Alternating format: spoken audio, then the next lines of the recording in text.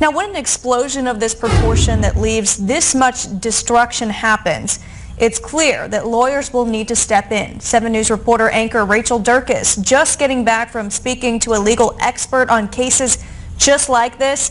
She joins us live now in the studio. Rachel, what did you learn? Well, Jamie, today I spoke with Geoff of Bordas and Bordas, where they have dealt with cases that involve the explosion of natural gas in industrial and residential settings. So they're familiar with the type of situation that is going on right now in Sissonville. Brown tells me that although it is too soon to say what kinds of legal action could be taken against the company that operates that line, this situation illustrates just how dangerous the transportation of natural gas can be.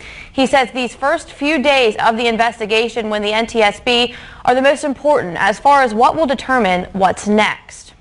It's very important, again, to stress how important the initial stages of the investigation are there, because the evidence has to be preserved and protected so that people who come along later can understand better what happens there. Not only is that important for the purposes of a litigation matter, but in its best circumstances, it can really help us understand what happened for the purposes of preventing, hopefully, something like this from happening again. Brown stressed the most important thing right now is obviously everyone's safety who is investigating the explosion right now. He said his firm typically represents the families who are affected by these explosions. I also asked Brown if he thinks this explosion hits close to home because of the oil and gas industry boom in our area. He said he thinks it's something for people to consider as our community makes decisions to move forward, and it also raises consumer awareness when it comes to natural gas in general. Live for 7 News at 6, I'm Rachel Durkis. Jamie?